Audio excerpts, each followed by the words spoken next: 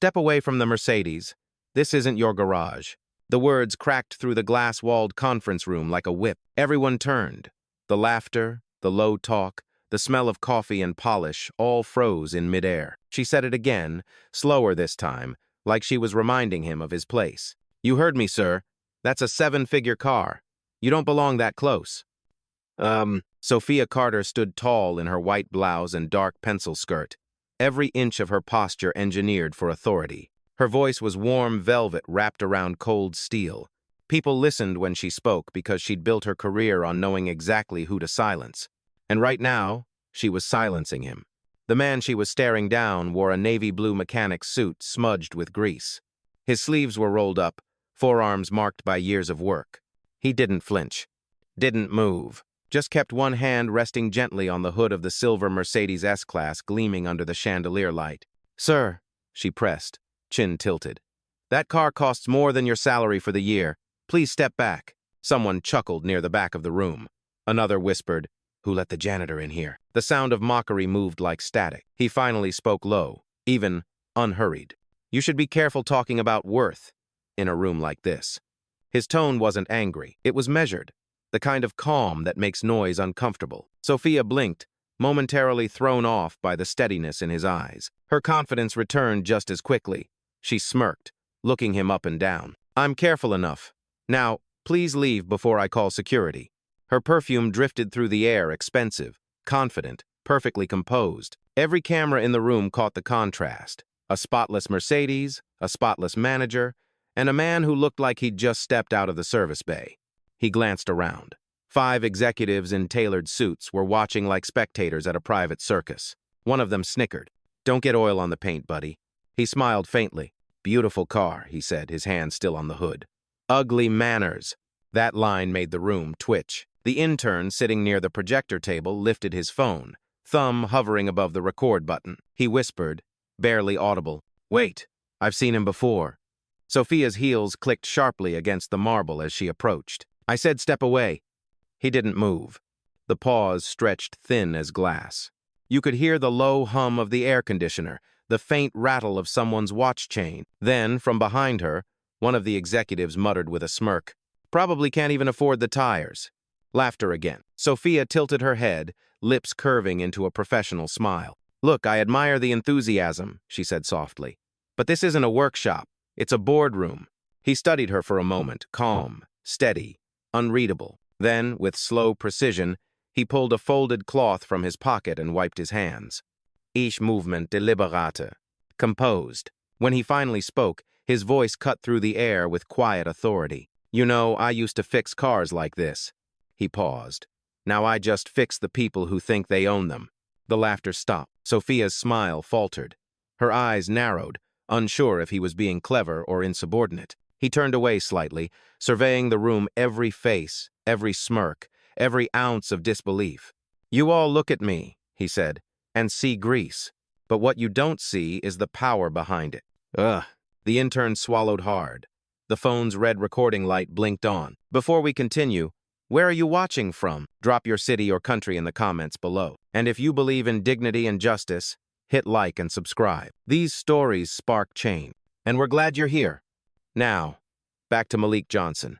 He was still standing beside the Mercedes, still calm, still waiting. And for the first time, the silence in the room didn't belong to Sophia. It belonged to him. For a full 5 seconds, no one spoke. The sound of the city outside, horns, footsteps, the faint echo of elevators was the only movement in the air. Sophia crossed her arm. Her eyes never left him. Her beauty was deliberate, sculpted by control. Even her stillness felt choreographed. But something about his calm unsettled her. Sir, I don't know how you got in here, she said, steady but sharp. This is a private briefing for Mercedes executives. You need to leave before this gets embarrassing. He looked at her the way a storm looks at glass, quiet, but unstoppable. Embarrassing, he repeated softly.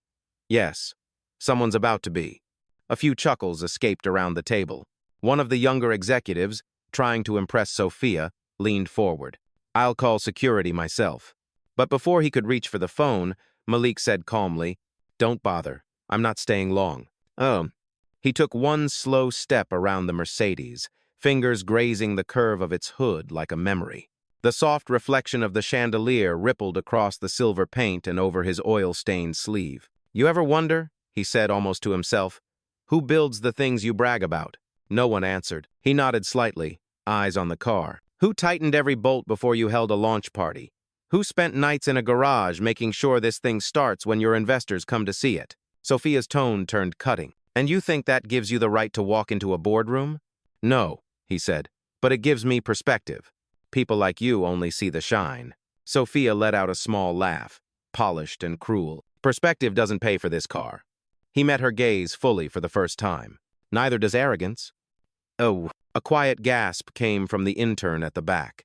The red light on his phone camera flickered again, still recording, hand trembling slightly. Sophia looked toward the other executives, expecting support. But the room's energy had changed. They were no longer laughing. They were watching. "Enough," she said, her voice rising just a touch. "You've made your point. Now leave before I make mine." He didn't move. The silence returned heavy this time, charged with something neither side could name. Then he reached into his pocket and pulled out a folded photograph. A younger version of himself stood beside a Mercedes, the same model, hands covered in grease, smile wide. He placed it on the table. "That's me," he said. 20 years ago, I was fixing the same cars you're showing off today." The photo slid across the glossy surface until it stopped near Sophia's manicured hand. She stared at it for a beat too long, her jaw tightening. "Congratulations," she said finally, sarcasm dripping. "You've come a long way, but this isn't your moment. It's ours." He smiled faintly. "Oh, I'm not after a moment," he replied. "I'm after the truth." The room seemed to shrink around them, two forces facing off between glass walls and steel reflections. "The truth?" she asked, voice almost mocking. He nodded. "The truth is, this company was built on hands like mine, and somewhere along the way, people like you forgot that."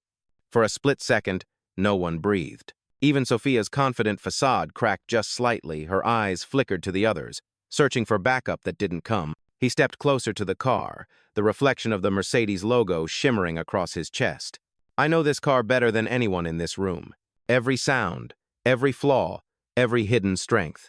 Sophia straightened her spine, regaining her mask. "Then maybe you should stick to the workshop," she said. "Leave the real decisions to us." "Maybe," he said softly. "That's exactly what I came here to change." He pulled out his phone and pressed a button. The screen flashed. "Kayla," he said quietly, "we're ready." "Confirmed," a calm female voice replied through the speaker. Sophia frowned. "Who's Kayla?" "You'll find out," he said, slipping the phone back into his pocket. The intern whispered under his breath, eyes wide. "This is about to go viral." Outside the window, thunder rolled somewhere far away, deep and slow, as if the city itself was listening. Sophia exhaled sharply, trying to reclaim the room. "Security," she started. But before she could finish, Malik said evenly, "You don't need security, Miss Carter. You need perspective." Her name on his tongue stopped her mid-sentence. Her brows knit. "How do you know my name?" He smiled, quiet, unreadable, terrifying in its certainty. "I know all my managers." The silence that followed wasn't confusion anymore. It was realization, slow, creeping, inevitable. And though no one knew it yet, the real meeting had just begun. For a heartbeat, no one moved. Sophia's pupils tightened, her lips parting just slightly, just enough to betray the first flicker of doubt. The other executives shifted in their seats, their polished shoes scraping softly against the marble floor. The Mercedes stood between them like a mirror, reflecting two worlds, one of power dressed in suits, and another built from sweat, silence, and skill. "Your managers?" she repeated, trying to sound amused, but the tremor in her voice betrayed her. "You're not making any sense." Malik tilted his head, studying her the way an engineer studies a flawed design. "Maybe not yet," he said, "but you will." He turned slightly, eyes drifting across the table to the young intern. "What's your name?" "Elijah, sir," the intern stammered, lowering his phone halfway. "Keep recording, Elijah," Malik said calmly. "Don't stop." A small ripple of unease passed through the room. Sophia's composure cracked a little more. "You can't record a private meeting," she snapped. "Turn that off." But Malik's voice cut through hers, low and commanding. "Leave it on. People deserve to see what leadership looks like when it forgets respect." The way he said leadership made everyone else in the room sit up straighter. Bradley, The sales director forced a laugh. All right, enough games. This guy's delusional. Security's on the way. Good, Malik said softly. They should see this too. The tension thickened until it hummed. Sophia took a step closer to the Mercedes, using the car like a barrier. Her reflection shimmered beside his, beauty and disdain standing side by side. You're trespassing, she said firmly. Whatever point you're trying to make was already made, he interrupted. You just didn't hear it yet. He pulled a small tablet from his pocket, thin, sleek, black. The screen blinked awake, revealing a dashboard with the MJ Automotive Holdings logo. Her eyes widened. Where did you get that? She demanded. From the company that owns this showroom, he replied. Mine. A nervous chuckle slipped from one of the executives, then died when no one joined him. Malik's thumb tapped the screen, and a low digital chime filled the air. On the far wall, the presentation monitor flickered, switching from Sophia's slides to a corporate dashboard filled with live data employee rosters, account access, performance reports. This, he said, his voice steady, is the system you've all been operating under, the one you thought answered to you. Sophia's breathing quickened, but her face remained fixed in its practiced confidence. You're bluffing, Howerby. Then explain, he said, why your name just went red. All eyes turned to the screen. Beside Sophia Carter, general manager, the status light blinked, suspended. Gasps rippled through the room. What did you do? She stammered. Nothing you didn't earn, he said quietly. The system runs audits every quarter. I just moved the schedule up. The intern's camera shook slightly. His breath hitched. Every executive in the room felt the invisible shift of power away from the polished table toward the man in the oil-stained uniform. Sophia tried to hold her ground. You think a stunt like this proves anything? You're still just the man you called a janitor? He finished for her. He took a step forward, slow and deliberate. I built the foundation you're standing on. I earned every inch of this empire with my hands, my silence, and my patience. And today, you mistook all three for weakness. Her lips trembled, but she forced a smile, small, fragile, desperate. You can't just walk in here and take over. We have procedures. You had procedures, he corrected. Now you have accountability. The other executives glanced at one another. No one dared speak. Even the hum of the air conditioning seemed quieter, like the room itself had stopped breathing. Malik turned toward the car again. The light overhead caught the Mercedes emblem, scattering silver across his face. He ran a thumb along the curve of the hood, gentle, reverent. You all saw grease, he said softly. But this is what grease becomes when it's done right: precision, motion, beauty. He looked back at Sophia. I wanted to see if this team still remembered that. Her jaw clenched. And what if we don't? Then you're done, he said simply. A deep silence fell. Elijah's camera caught everything: the subtle shake in Sophia's hand, the hollow fear in the executive's eyes, the quiet strength in Malik's posture. He wasn't shouting. He didn't have to. Sophia took a breath, her voice breaking just slightly. You planned this, didn't you? He nodded once. Every second. The Mercedes reflected his calm face back at him, and for the first time, Sophia saw not a mechanic but a mirror of the power she pretended to own. Outside, the faint rumble of thunder rolled again, and in that moment, the entire showroom seemed to know. The man they had mocked was no visitor. He was the storm. The silence in the Mercedes boardroom had weight now, like air thickened with truth. Every polished surface reflected it. The chrome, the glass, even the car itself. Sophia stood stiff beside the vehicle she'd used as a symbol of power, but now it felt like it belonged to him. Her reflection trembled faintly against the car door, the image of a woman watching her certainty vanish. Malik didn't raise his voice. He didn't have to. I spent years in rooms like this, he said, his tone calm, almost gentle. Different faces, same problem. People forget who makes the engine run. Bradley, the sales director, finally found his voice. Look, whatever this is, you can't just walk in here and humiliate people. You could have handled this privately. You handled it publicly, Malik said. When you laughed, when you watched someone you thought was beneath you and said nothing. Bradley sank back into his chair, words dying on his tongue. Sophia took a slow step forward. Her confidence was cracked but not gone. So what, you're the new owner? You come in here to play God? To scare us? Malik's Chazamet. Steady, relentless. No, he said. To remind you who built this company, and to find out whether anyone here still deserves to stay in it. She opened her mouth, But he kept going, each word like a deliberate strike. See, when I bought this brand, I didn't buy the name, I bought the people, the ones who believed in excellence. But somewhere along the way, excellence got replaced with ego. The intern's camera caught every second Sophia's trembling jaw, Bradley's hands tightening around his pen, the subtle nods from the quieter staff who'd been invisible in these meetings for years. Sophia tried one last defense. You're exaggerating. We treat everyone fairly. Malik smiled faintly, and that was somehow worse than anger. Do you? He tapped the tablet again, and the big screen shifted to security footage archived from earlier that week. A young black customer in casual clothes stood in the same lobby, ignored by the front desk for 8 minutes. Sophia's voice was faint but audible on the recording. Let's prioritize the real buyers first. The room froze. Sophia's face drained of color. Her own words echoed against the marble and glass. You recorded that? She whispered. The system did, Malik said. You just gave it something worth keeping. Bradley muttered under his breath. Jesus.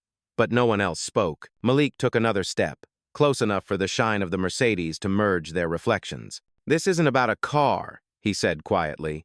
It's about culture. You built a wall in a showroom and called it professionalism. He let that hang there. You want to talk about worth, Sophia? I started as a technician in a rented garage with 3 tools and a second-hand engine. I didn't build wealth to be worshipped. I built it to be respected. Who? Sophia looked away, eyes glistening not with tears, but with disbelief. She'd spent her entire career perfecting her image, and in a few sentences, he'd stripped it bare. You don't get to talk to me like that, she said, her voice finally breaking. I don't have to, he replied. Your actions already did. The room's tension felt alive now, pulsing through every breath. The thunder outside rolled louder, closer. Lightning flickered briefly across the skyline behind them, reflected perfectly in the car's hood. You think humiliation builds respect? She said. No, he said. Accountability does. Humiliation is just what happens when people see it in real time. She took a step back, but the car was behind her, cornering her between glass and chrome. For a second, she looked smaller, still beautiful, still composed, but human now. So what happens next? She asked quietly.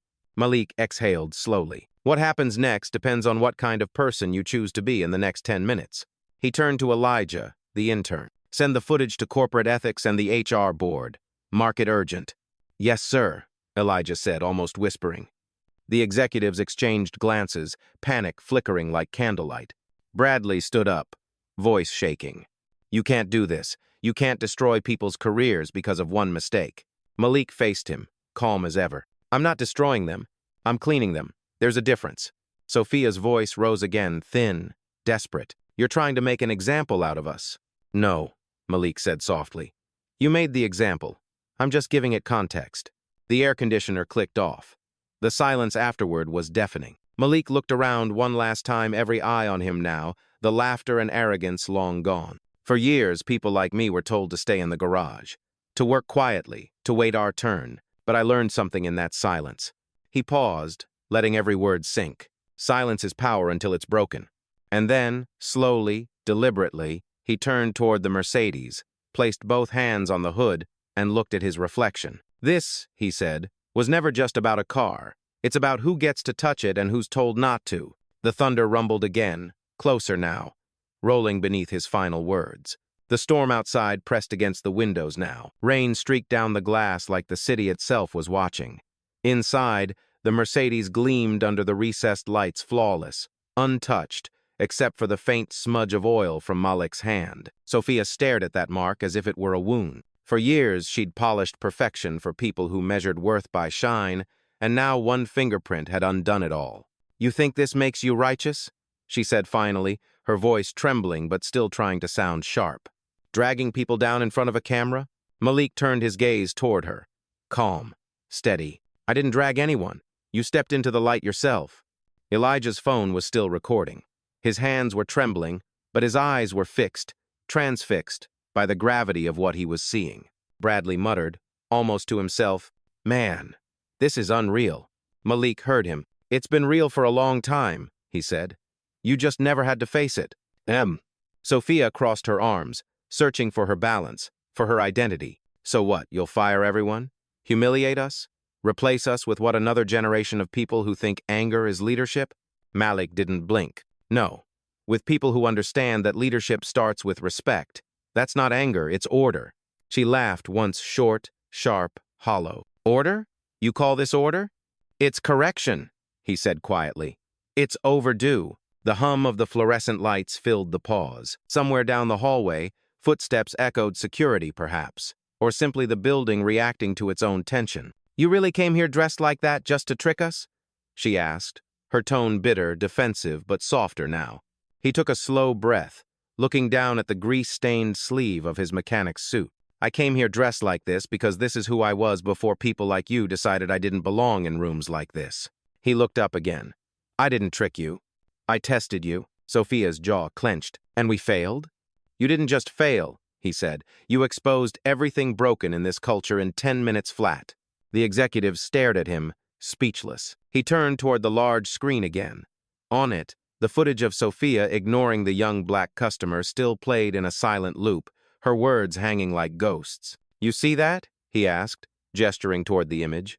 That's not just bias, that's inheritance. That's how discrimination survives, by looking professional. Sophia looked away. You don't know what it's like. I know exactly what it's like, he interrupted, his voice sharper now. To be dismissed, misjudged, unseen. To walk into rooms you paid for and still be treated like a stranger. The room vibrated with that truth. Elijah swallowed hard. Bradley lowered his head. Even the clock seemed to hesitate before ticking again. When I was 25, Malik continued, I went for a meeting at a dealership I dreamed of working in. The manager wouldn't even shake my hand. He told me I looked like a man who belonged in the garage, not the boardroom. He smiled faintly without warmth. I spent the next decade building the boardroom. No one dared speak. The sound of rain intensified, drumming against the glass. Sophia's voice dropped to almost a whisper. You really think people can change because you embarrass them? Malik took a long pause before answering. I don't expect everyone to change, he said softly. But someone watching this will. Someone who's been silent too long. Elijah's recording light glowed red, steady, unblinking. So this is about optics? She said weakly. Public theater? No, he said. This is about memory. You'll forget this day if it stays private. But when the world sees what arrogance looks like, it doesn't forget. The words landed like the slow drop of a gavel. Bradley pushed back his chair suddenly. You can't just harass people's livelihoods. Malik's eyes turned to him, patient but cold. Livelihoods aren't the same as positions. You earn one. You inherit the other. You all just found out which one you've been living off. Sophia's mask of beauty and control cracked again, barely visible, but enough. Her voice trembled when she spoke. You don't have to do this. You're right, Malik said. I don't. I choose to. He pulled his phone from his pocket again, pressed one button, and held it to his ear. Kayla, log this as official misconduct review, immediate effect. Understood, said the voice on the line.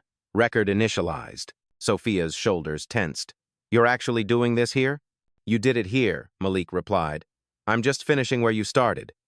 The thunder outside cracked like a cymbal, deep and resonant. He turned toward the window, the city below blurred by rain and light, and for a long second, the whole room seemed to hold its breath. Then, without looking back, he spoke one final line before leaving them in their own silence. I didn't come to take your power. I came to remind you who gave it meaning. He walked toward the door, every step echoing against the marble. No one followed. No one breathed. Even the rain paused for half a second, as if the world itself had bowed. When the door closed behind him, the Mercedes was still there, perfect, shining, untouched, but it no longer looked like theirs.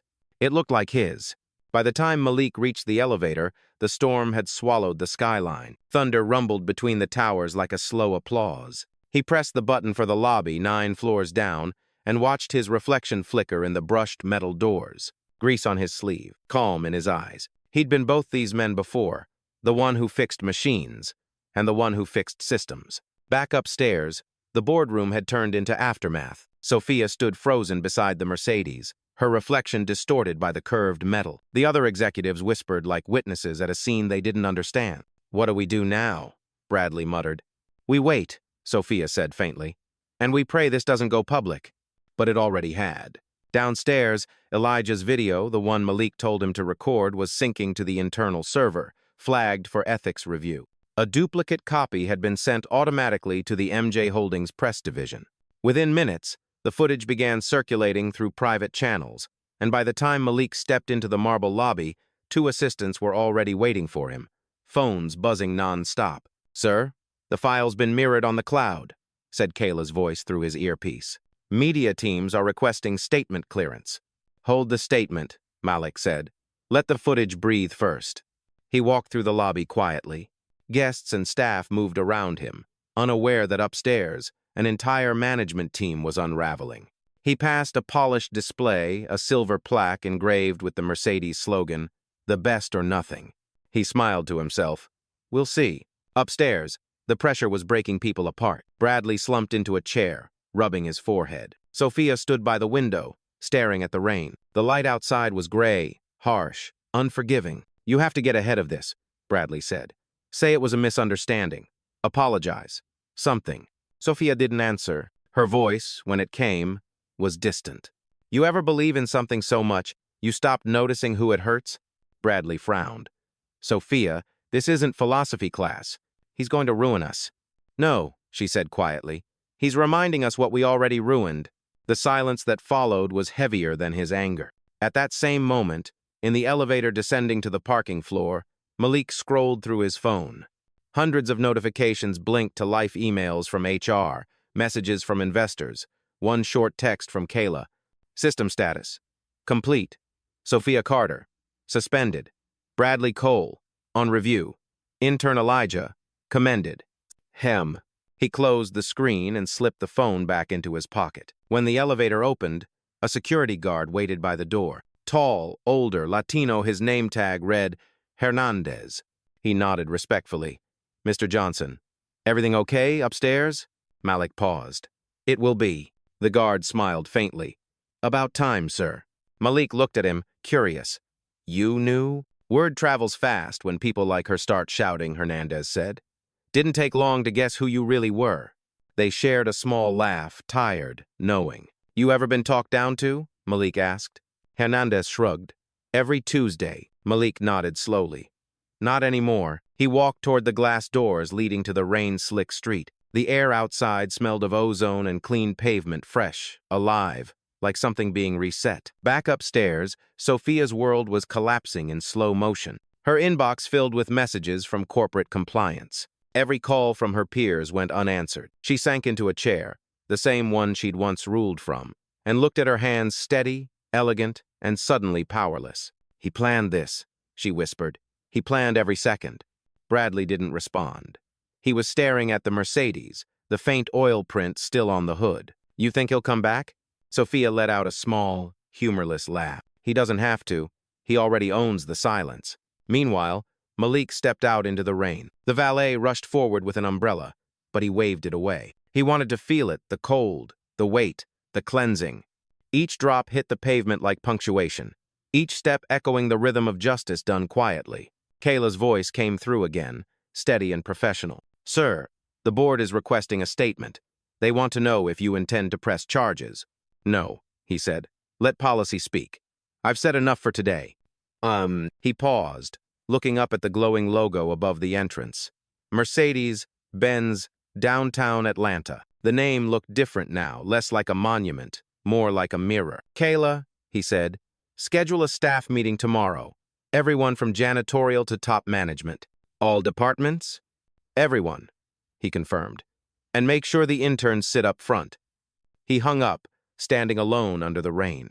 Through the glass, he could see the showroom's reflection behind him, the same space where he'd been told moments earlier to step away from the car. Now, that same car gleamed beneath the lights like an apology in metal. He turned to the valet, voice quiet but firm. "Close the dealership early. No more customers today."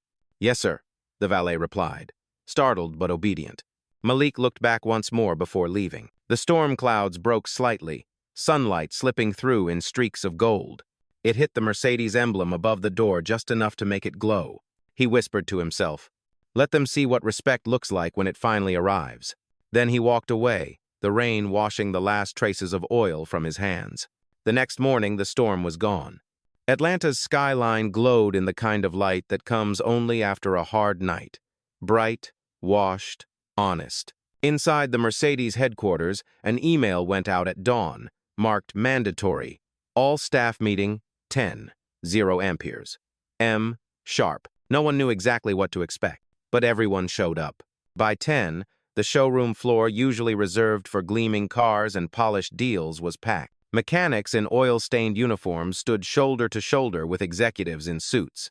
Janitors, receptionists, designers, sales teams, all there, crowded beneath the high glass ceiling, and right in front, just like he'd ordered, sat the interns. Elijah sat among them, hands clasped, camera ready. He'd barely slept. The video he recorded yesterday had already leaked within the company. It wasn't public yet, but people had seen enough to whisper. Then the double doors opened, and Malik Johnson walked in. No security, no entourage. Same mechanics uniform, same quiet gravity. He walked straight to the front, his boots clicking softly against the marble. When he reached the microphone, the room fell silent, not out of fear, but respect. He looked around the crowd slowly. Faces from every level of the company, young, old, weary, proud, some curious, some ashamed, all waiting. Yesterday, Malik began, some of you saw what happens when arrogance forgets who built the foundation. His voice wasn't loud. It didn't need to be. Every syllable carried the weight of truth. A few of your leaders were suspended, he continued. Not because they failed to meet a target or missed a deadline, but because they forgot the difference between authority and dignity. He paused, letting that sink in. And let me be clear, this isn't about race alone. It's about blindness, about what happens when people stop seeing the person standing in front of them. The crowd listened in absolute stillness. Some looked down at their feet. Others stared straight ahead, faces unreadable. Malik gestured toward the front row. Yesterday, this young man, he said, nodding to Elijah, had the courage to record what others ignored. Not for fame, not for clicks, but because he knew silence protects the wrong side of history. A soft murmur rippled through the crowd. Elijah lowered his head, overwhelmed. You don't need a title to have integrity, Malik said. You just need to act when decency is on the line. He looked toward the back, where Sophia stood. She was there, her posture rigid, her face pale, her beauty subdued but unbroken. Company policy had allowed her to attend the meeting during review. It was her choice to come. Their eyes met. The room felt smaller for a heartbeat. Yesterday, a mistake became a mirror, Malik said. And what we saw wasn't pretty. But mirrors aren't meant to flatter. They're meant to reflect. He turned back to the crowd. So today, we start again.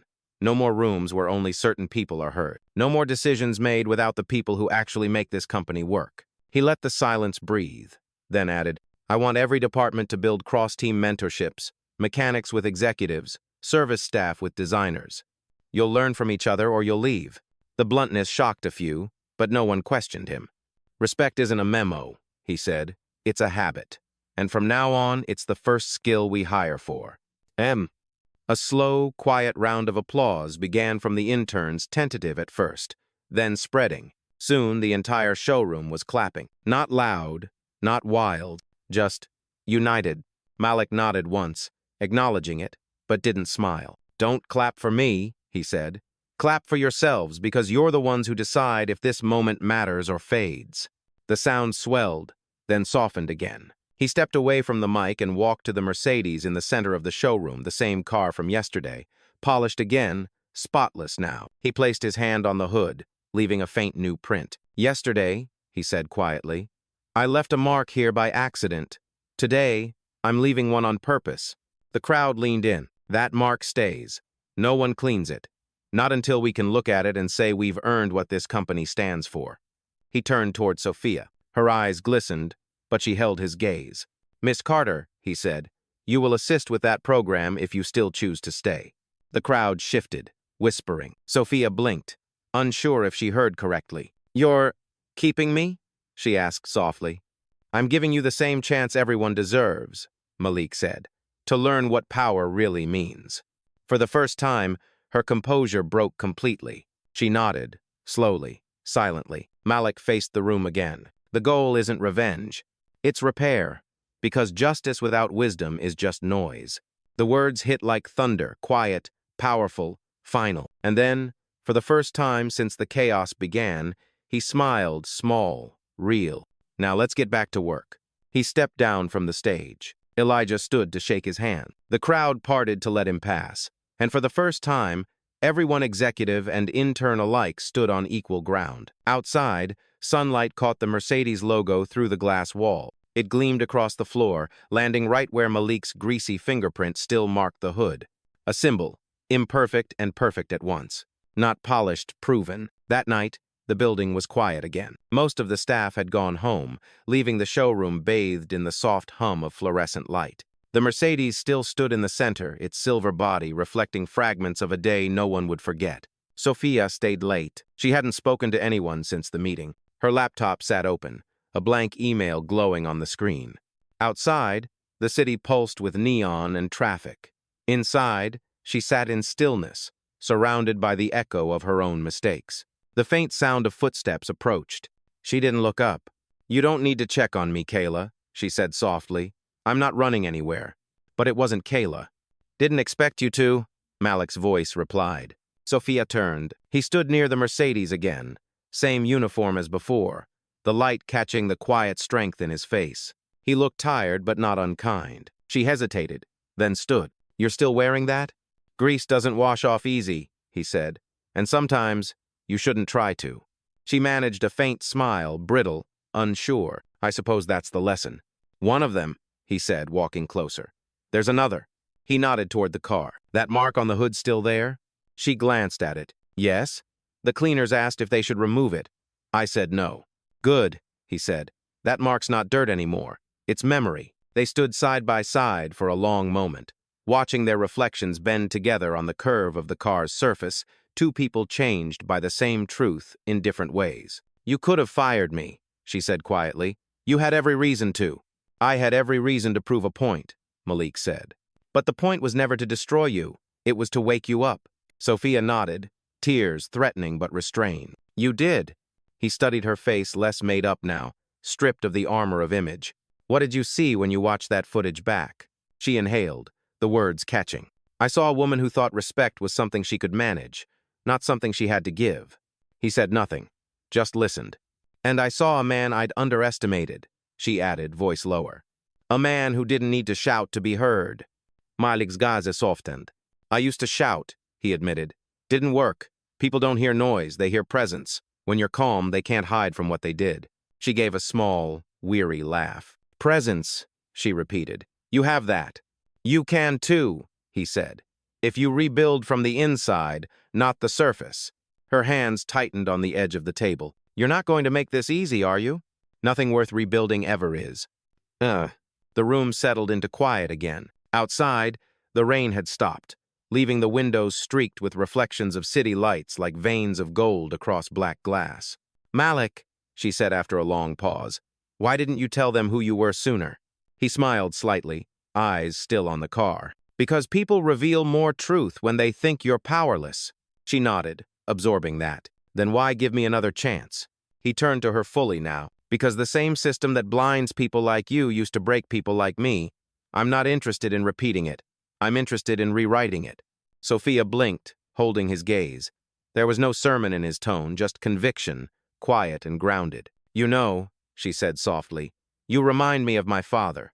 He worked assembly lines his whole life. He used to come home with grease on his hands, and I'd tell him it looked dirty. He'd laugh and say, 'That's what feeding you looks like.'" Her voice cracked a little at the end. Malik nodded. "Maybe that's why you fought so hard to escape it. But you don't escape dignity, Sophia. You either live it or you lose it." She looked at the Mercedes again, seeing it differently now, not as luxury, but as legacy. "You know," she said quietly, "this company could use a better story." "Then start writing one," he said. She gave him a long look, half respect, half repentance. "Will you read it?" "Only if it's honest." He began to walk away, the echo of his boots steady against the marble. She called after him, "Malik?" He turned. "Thank you for not giving up on us." He nodded once. "Don't thank me yet, just prove I was right." When he was gone, Sophia looked back at the car one last time. The light from the ceiling hit the faint, greasy print he'd left, the mark that started it all. She lifted her hand, pressed her palm beside his, and whispered to the empty room, "Let's build something cleaner." Outside, Malik walked through the parking lot toward his car. The night air was cool, the city alive again. He looked up at the building's tall windows, saw his reflection faintly mirrored in the glass. And for the first time in a long while, he didn't see the grease or the power. He just saw balance. He smiled. By the time the press arrived, the story had already gone global. The leaked footage had crossed continents overnight. Millions of views, tens of thousands of comments. Headlines spun everywhere. Black CEO humiliated in Mercedes boardroom, then reveals he owns the company. From grease to power, the day Malik Johnson silenced prejudice. And yet, when Malik walked onto the stage that morning, there were no fireworks, no spectacle, just silence and anticipation. The conference room had been transformed into a media hall. Rows of cameras faced the podium. Behind him hung a single banner. MJ Automotive Holdings, rebuilding respect. Malik stood still, dressed in a simple dark suit this time, but the same oil-stained patch still visible on the cuff, a quiet reminder of where he came from. He waited for the flashes to fade before speaking. "I didn't plan to go viral," he said, voice low, steady. "I planned to start a conversation. But sometimes when truth walks into a room, it doesn't whisper, it echoes." The room hushed. A few journalists leaned forward, pens poised. What happened that day wasn't about one manager, one meeting, or one mistake. It was about a culture that's been idling in neutral for decades, where power looks one way and worth looks another. He looked out over the crowd. "I wore a mechanic's uniform to remind this company where its excellence begins. Not in the glass offices, but on the ground, in the hands that build what we sell." Applause began to ripple softly, but he lifted a hand to stop it. "Don't clap for that. It's not inspiration, it's correction." The tone was sharp, but not angry. Measured. Surgical. Every word felt earned. "Too many people still confuse presentation with potential," he continued. "We hire polish and ignore purpose. We train people to smile but not to see." He let the words hang in the air, unrushed, unflinching. "And when someone challenges that blindness, we call it disruption. I call it progress." The crowd murmured in agreement. A reporter from CNN raised her hand. "Mr. Johnson, do you intend to press legal action against those involved?" Malik shook his head. "No. The goal isn't punishment, it's participation. They're still part of this company. They're part of the repair." The cameras flashed again. "Et continue. We've launched something new called the Mirror Initiative. Starting next week, every executive at MJ Automotive will spend 7 days shadowing the very departments they lead. Service bays, customer floors, delivery docks. You can't manage people you don't understand." The statement drew murmurs, then applause. But Malik wasn't finished. "We're also creating scholarships for technical workers, mechanics, engineers, and service staff who dream beyond their stations. Because grease and brilliance are often the same color before they shine." The line landed like poetry. People looked at each other, nodding, some even smiling through tears. He paused again. "This isn't about race alone. It's about empathy. The first thing bias kills isn't opportunity, it's imagination. And when imagination dies, progress dies with it." The silence that followed was deep, alive. Even the camera operators seemed to forget to move. "That's why we're here," he said finally. "Not to cancel anyone, but to calibrate everyone. To make sure this company reflects the hands that built it." Sophia stood quietly off to the side of the room, out of the camera's focus. She was there by choice, and when Malik's eyes met hers, she didn't flinch this time. She nodded, once humble, steady, learning. "Leadership," Malik said, "isn't about who gets the seat at the table. It's about who's invited to speak." He exhaled softly, then smiled a small, rare expression of peace. "So yes," he said, "I forgive them. But forgiveness doesn't mean forgetting. It means building something so strong that the same mistake can't happen again." That line drew a standing ovation, not choreographed, not forced, just genuine collective release. He stepped back from the podium, but one reporter called out, "Mr. Johnson, one last question. If you could say one thing to the people who doubted you that day, what would it be?" Malik looked into the forest of cameras. His voice lowered. "I'd tell them thank you." A ripple of surprise moved through the crowd. "Because doubt is pressure, and pressure builds diamonds. You polished me without knowing it. And now," he said, glancing at the Mercedes emblem behind him, "I'd like to return the favor." The room broke into applause again, stronger this time, rising like thunder. Cameras flashed, lights burned, but Malik stayed calm, letting the sound roll over him like wind through open doors. He didn't smile for the cameras. He didn't wave. He just turned, stepped down from the podium, and walked toward the back exit back to the garage floor, where the story had begun. And as he passed through the doorway, a reporter whispered to another, almost in awe, "That's not a CEO, that's a reset." The noise of the press faded behind him as Malik stepped through the rear door of the building. The air shifted cooler, heavier with the scent of oil, metal, and honesty. Down here, under the polished boardrooms and glass ceilings, the real heartbeat of MJ Automotive pulsed steady and strong. The garage bay was alive. Engines idled. Tools clattered. Engines idled. Music played low from an old speaker, the kind of soulful R&B that mechanics use to fill silence with rhythm. When Malik walked in, heads turned. At first, no one knew what to do. Some straightened their backs. Others froze mid-task, wiping grease from their hands.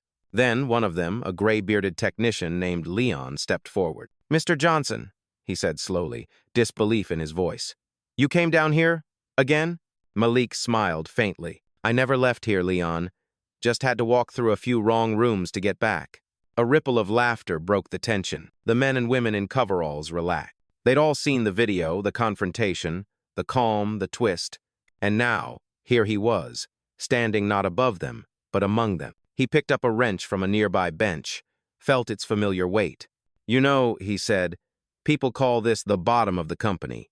Funny thing is, the bottom's the only part that keeps everything else standing." The crew nodded, quiet respect in their faces. He moved between the workstations, shaking hands, asking names not to impress, but to reconnect.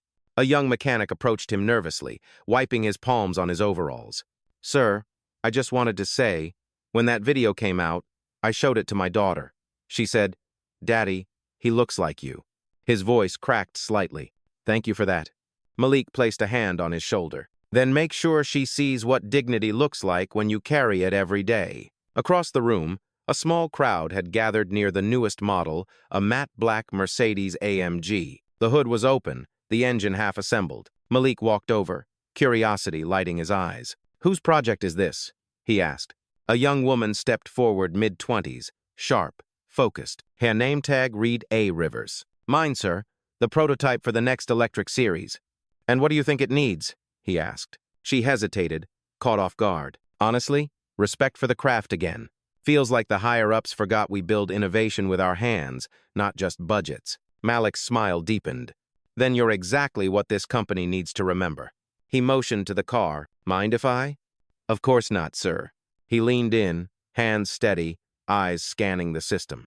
The old muscle memory returned torque, precision, alignment. He adjusted one cable, tightened one bolt, and when he straightened, the motor hummed alive, clean, seamless. The garage erupted in applause. Malik just nodded. "Never forget," he said. "The people upstairs make plans. The people down here make history." Leon grinned. "You gonna start working shifts again, boss?" "Maybe just one," Malik said with a chuckle. The laughter spread, light and real. Later, as the crew dispersed, Malik stood alone for a moment, looking at the cars lined up under the industrial lights. He remembered long nights years ago fixing engines for customers who'd never look him in the eye, being told he didn't look like a professional. And now, here he was, the owner, the CEO, surrounded by people who saw him clearly. Kayla's voice came through his earpiece. "Sir, the board just approved the Mirror Initiative company-wide. You did it." We did it," he corrected. He slipped the earpiece out, pocketed it, and reached for a rag. Old habit. He wiped his hands not because they were dirty, but because they always had been, in some way, and he liked them that way. The door behind him opened. Sophia stepped in, not in heels this time, but in flats and rolled-up sleeves. She hesitated, then smiled gently. "Thought I'd see where the magic happens." "It's not magic," Malik said. "Just work done right." She nodded. "I started the mentorship program you asked for. The interns signed up first." "Good," he said. "Let them lead for once." For a moment, they stood side by side, watching the crew. The smell of oil and metal filled the air, a scent Sophia once hated, now grounding. "You were right," she said softly. "Respect really doesn't come from polish." Malik looked at her, half smiling. It never did. He walked toward the exit, the sound of tools clinking behind him. Before he left, he glanced back at the team, laughing, working, alive. It looked nothing like a corporate success story. It looked like family. As he pushed open the door to the daylight, the reflection of the Mercedes logo shimmered on the floor, wrapping his shadow in silver. He paused and said under his breath, "From Greece to power and back again." And with that, he stepped outside, not as a man proving a point, but as one who had finally built something that didn't need explaining. A week later, Atlanta woke to something rare, a story about power that didn't end in pride, but in purpose. News outlets still ran the clip of Malik's calm reveal, but the headlines had changed tone. It wasn't scandal anymore. It was shift. Black CEO's lesson in dignity redefines corporate culture. The Mirror Initiative launches industry-wide conversation. Every time Malik saw one of those banners flash across a screen, he didn't smile. He just exhaled quietly, like a man who'd been carrying the same truth for years, and finally saw the world start to carry a piece of it too. The Mirror Initiative had exploded beyond the company. Requests poured in tech firms, hospitals, universities, all asking how to replicate the program. And in a small office at headquarters, Sophia Carter now ran that division. She was different. Gone were the stilettos and tailored armor. She dressed simple now, sleeves rolled, hair down, a quiet steadiness replacing her old precision. On her desk sat a single photo. Her father, grease on his hands, smiling beside a half-finished car. She looked at it often. That morning, Malik stopped by her office. He didn't knock. He didn't need to. "How's the new department?" he asked, leaning against the doorway. Sophia looked up, surprised but glad. "Busy and humbling." "Good," he said. "Humility's the best foundation I've ever seen." She gestured to a stack of folders. "We've got 6 companies asking for training seminars. They want to hear from you." Malik chuckled softly. "They'll hear from us. You built the framework. You should be the one speaking." Her brows lifted. "You really mean that?"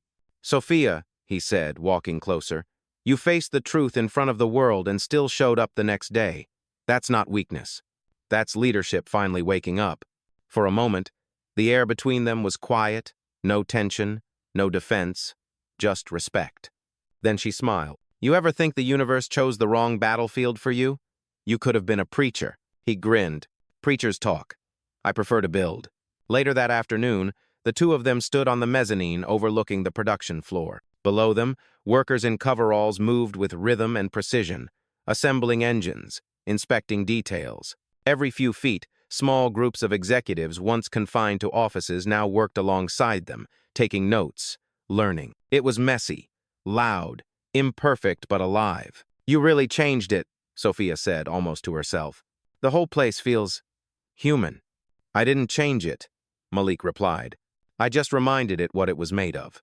He gestured toward the far end of the floor, where Elijah, the intern turned full-time employee, was training a group of new hires. A line of kids fresh out of trade school listened to him like a mentor. "That's the next generation," Malik said. "They won't need to prove they belong. They'll start by knowing they do." Sophia folded her arms, looking down at the crew. "You think the world's ready for that?" "It doesn't matter if it's ready," Malik said. "We are."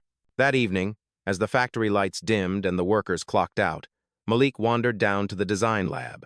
A new prototype sat under a tarp, the first car fully developed under his leadership. He pulled the cover back, revealing a sleek frame painted deep bronze with subtle flecks of gold. Across the grille gleamed a new line, MJ Legacy Edition. He circled it slowly, touching the hood, the wheels, the seat. It wasn't just a car, it was an idea turned tangible. Every curve, every bolt carried the fingerprints of people who finally felt seen. Sophia joined him, hands in her pockets. "It's beautiful," she said. "You going to name it?" Malik smiled faintly. "Already did." "What's it called?" "The Phoenix." She tilted her head. "Because it rises? Because it remembers the fire that made it." They both stood there, looking at it quiet, reverent. Outside the design bay, Elijah was waiting with his phone. "Mr. Johnson?" he asked. "People online are calling you the silent CEO. How do you feel about that?" Malik chuckled. "If Silence built this, I'll keep it." Elijah nodded, smiling, then hesitated. "Can I ask something personal?" "Sure." "Do you ever get tired of fighting to be seen?" Malik's eyes softened. "No, because I stopped fighting to be seen. Now I fight for others to be heard." The young man's throat tightened a little. He looked at the car, then back at his boss. "Guess that's what legacy means." "No," Malik said gently. "Legacy isn't what you leave behind. It's what you build while you're still here. He placed a hand on Elijah's shoulder. Now go home. Tomorrow we start testing. Yes, sir. Elijah walked away, still smiling. Malik lingered another moment, looking at the Phoenix under the lights. The metal reflected every color of the city's skyline, silver, gold, and black. Strong. Blended. Unapologetics. He whispered to himself, not as a CEO, not as a symbol, but as a man who had learned the cost of silence. Let this one run clean. Morning light poured through the massive windows of the test track outside Atlanta. The air was crisp, carrying the faint scent of new rubber and promise. A line of employees, mechanics, engineers, interns, executives, and even Sophia stood along the railing, waiting for the first test drive of the Phoenix, the car that now symbolized their rebirth. Malik Johnson stood at the front, wearing the same navy blue mechanic's uniform that had once caused all the trouble. New suit, new press, new stage. Just him. Grease still faint on his cuffs, sunlight catching the silver thread of the MJ Legacy Edition logo stitched across his chest. He ran his hand along the bronze hood one more time. The metal was warm from the sun, smooth, alive. It felt less like a machine now, more like proof. Sophia walked over, clipboard in hand, her hair loose in the breeze. Everything's ready, she said. You sure you want to drive it yourself? Built it myself, he said. Feels right to start it myself, too. She smiled. You realize everyone's watching?